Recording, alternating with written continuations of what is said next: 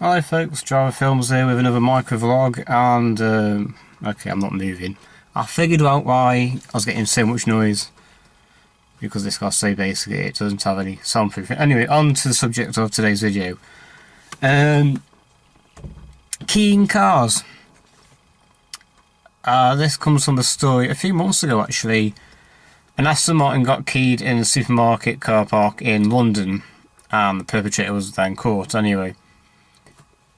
Okay, yes, it's an old story, but something caught my attention yesterday.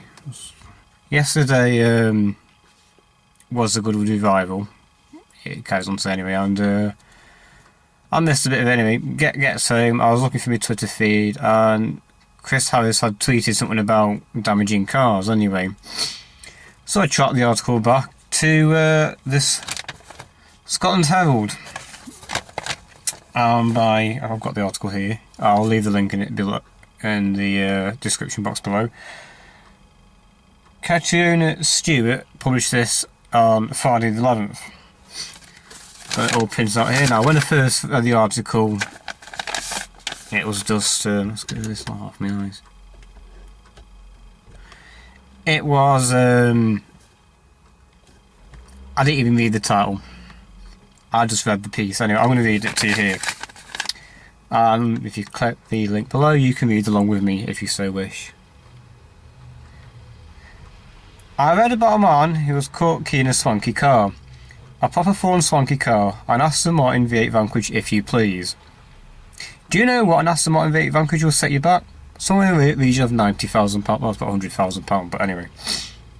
Gary Bissett spotted an Aston Martin V8 Vanquish parked outside a supermarket and decided, for no discernible reason, to take his keys from his pocket and run it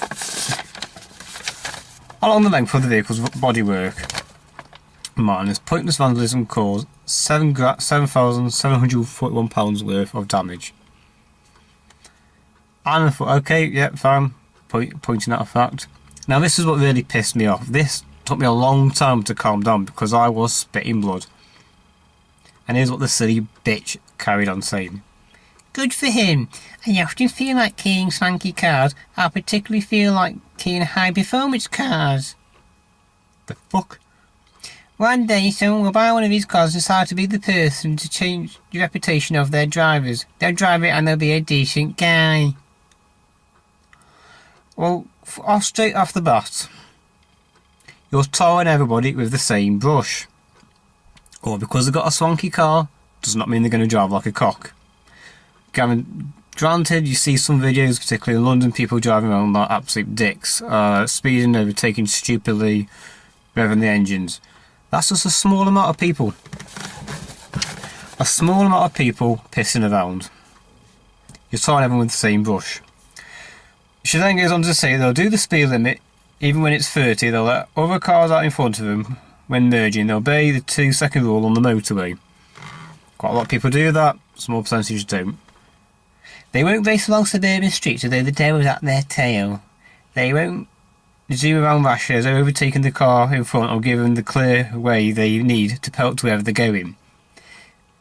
Wherever that is obviously is far more important than anyone else's destination. The rest of us are just pootling. Well, if you drive slow, people are going to overtake you, but again, telling people the same brush. She then goes on to say, I hate to generalise, but allow me to generalise. You can't spend more than a house worth on the car and claim the moral high ground. Again, if, let's say for instance, I win the lottery. What's the first thing I'm going to do? Well, pay off the student loan, so far. Let's get a nice house. I can get a car of my dreams. I've always wanted an E-Type, and I'll probably go out and buy an E-Type.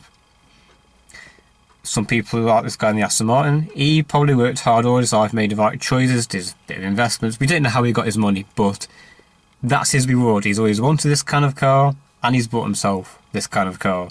It's up to the individual. So there you go, that's another point destroyed.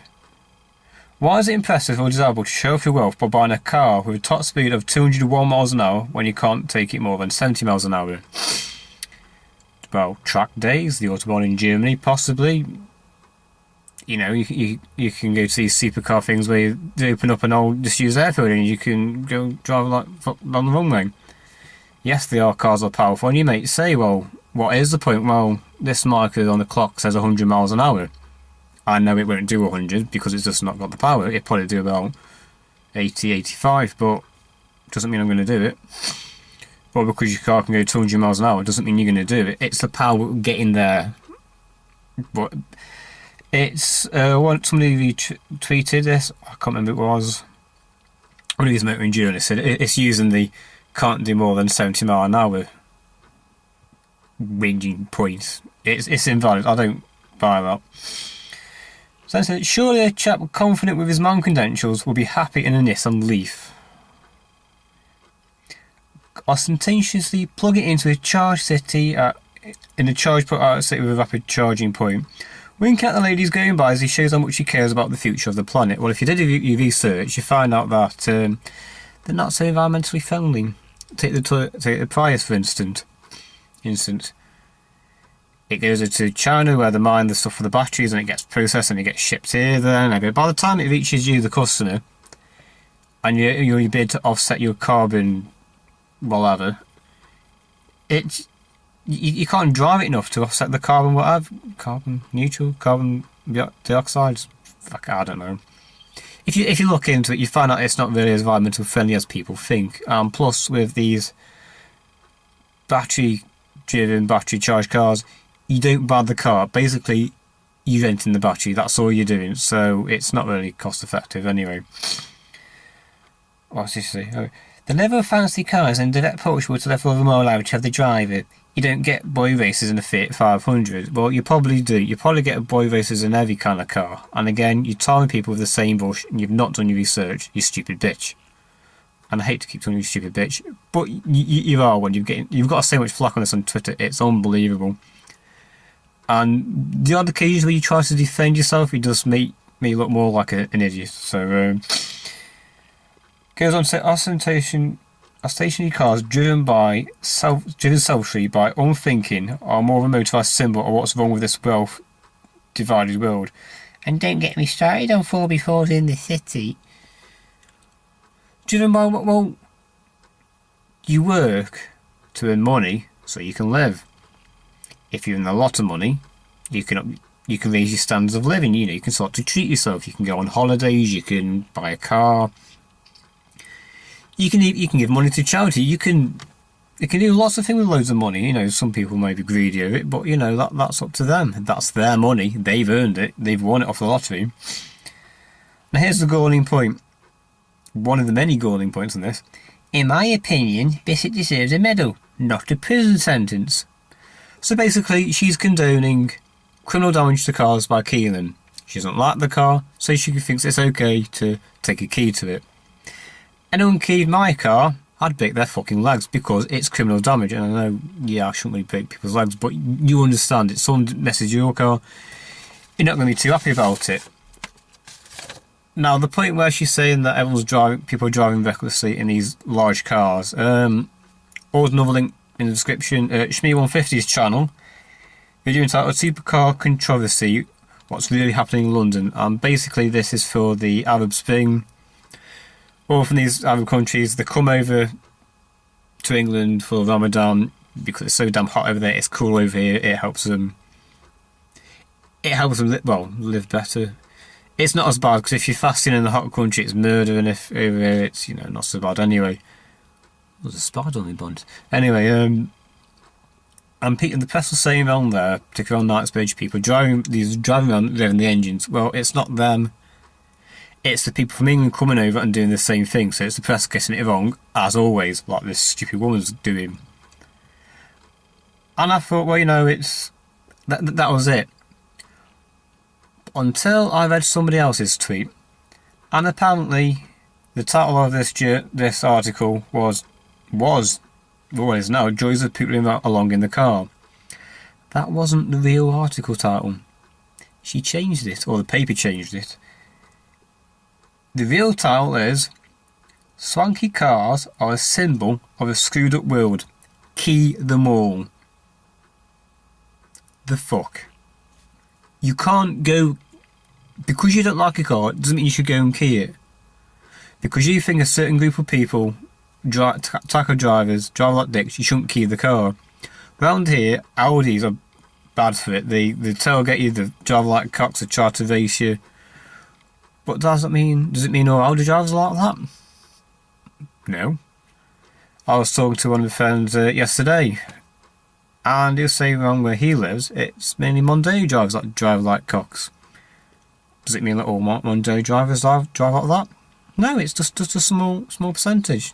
You can't generalise an entire community of supercar drivers just because a few of them drive on like dicks. No, I think it's uplifting. You know, you see a nice car like an Aston Martin drive past, you think, oh, that's a nice car. That is. I'm a car guy. I do like. There's some cars I don't like, but I do like cars. I have appreciation of cars.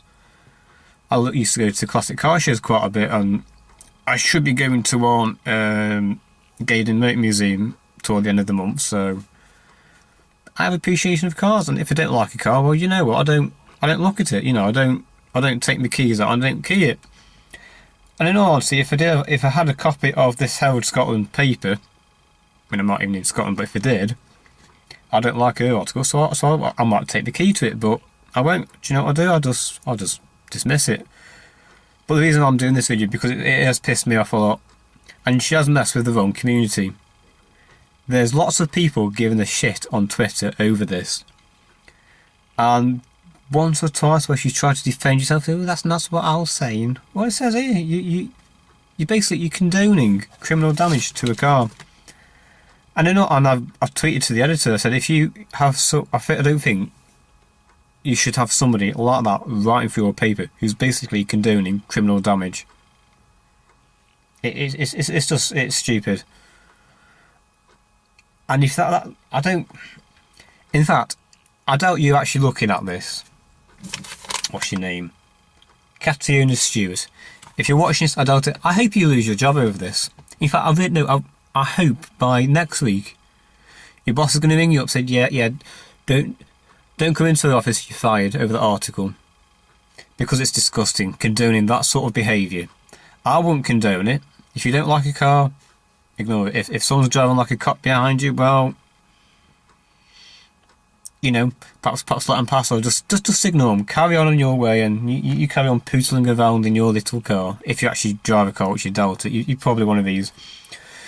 Probably one of the people trying to take the moral high ground. You know, well, I catch a bus because I don't want that much pollution in the atmosphere. Well, the amount of money you spent on your bus passage, you perhaps could have afforded the car. I don't know. It's a mystery, but you know, if we have these kind of people on the planet, in the country, I think it's time we shipped them off somewhere. You know. Anyway, that's another Micra vlog. I know I wasn't driving anywhere. Well, this article annoyed me so much, I just had to spell it out on video. So, if you agree with this, give it a thumbs up. I'd like to know what you lot think. Also, if you've not subscribed to this channel before, I'd like to hit that subscribe button to keep updated with my videos, and I'll see you in the next vlog. Take it easy.